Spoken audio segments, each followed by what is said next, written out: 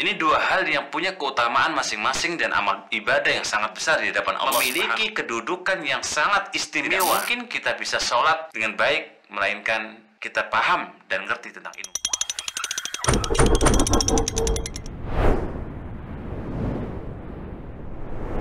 Bismillah. Assalamualaikum warahmatullahi wabarakatuh. Alhamdulillah binikmatil iman wa binikmatil Islam, assalatu wassalam ala habibina wa safiina wa qudwatina Muhammad ibn Abdillah wa usratihi wa ashabihi wa man sar ala manhajihi, amma ba'd. Jamaah sekalian, kaum muslimin wal muslimat rahimakumullah. Walhamdulillah wa syukurillah, pada hari ini kita bertemu kembali di majelis adab. Insyaallah taala pada pertemuan ini kita akan bahas bagaimanakah keutamaan orang-orang yang kemudian menyibukkan diri dengan ilmu ataukah dengan ibadah. Bukan berarti kita membandingkan antara kemudian sibuk dengan belajar dengan sibuk dengan ibadah. Ini dua hal yang punya keutamaan masing-masing dan amal ibadah yang sangat besar di hadapan Allah Subhanahu wa taala.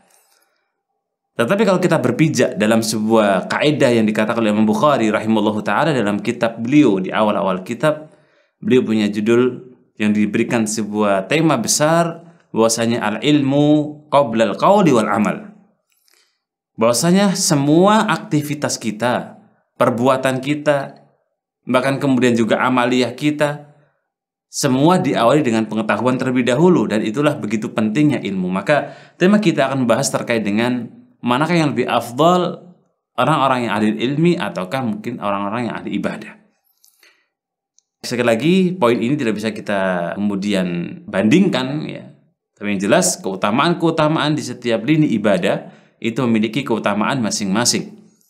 Kita teringat dalam sebuah perkataan dari Sufyan Ats-Tsauri rahimallahu ta'ala dan dari Al-Imam Syafi'i rahimallahu ta'ala. Sebuah perkataan yang sangat apik, yang sangat bagus yang beliau sampaikan, laisa ba'dal faraid afdalu min talabil ilmi. Tidak ada setelah kewajiban yang Allah perintahkan kepada kita yang sifatnya itu adalah fardu ain, setiap individu, yang lebih afdal setelah kewajiban melainkan talabul ilmi. Berarti posisi orang yang sedang belajar ilmu din memiliki kedudukan yang sangat istimewa di hadapan Allah dan dipuji oleh Allah Subhanahu wa taala, karena mereka orang-orang yang mendapatkan pujian. Tidak ada kewajiban setelah kewajiban yang Allah syariatkan kepada kita melainkan talabul ilmi, belajar. Dalam bab ini menunjukkan bahwa di mana ketika Allah Azza wa Jalla perintahkan kepada kita untuk belajar, ya, kenapa kemudian tidak disebutkan oleh Imam Tsauri, kemudian Imam Syafi'i rahimallahu taala perihal terkait dengan amal apa setelah kewajiban yang paling afdal? Amal apa yang kemudian paling utama setelah kewajiban yang Allah berikan kepada kita? Ternyata di sini disebutkan adalah talabul ilmi, bukan ibadah.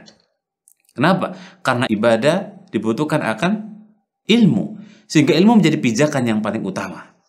Jamaah sekalian, sahabat MPD dimanapun Anda berada rahimakumullah, kita pun teringat dalam perkataan Az-Zuhri rahimahullah ta'ala. Beliau pernah mengungkapkan sebuah kalimat yang sangat bagus, ya, bahwa majlis fikih, bahwa di tempat majelis para ulama yang dikaji bab masalah fikih, dan kita tahu dalam bab fikih itu banyak pembahasan-pembahasan. Ada dalam bab toharo, ada bab sholat, ada bab muamalah, ada bab kemudian jihad dan lain sebagainya.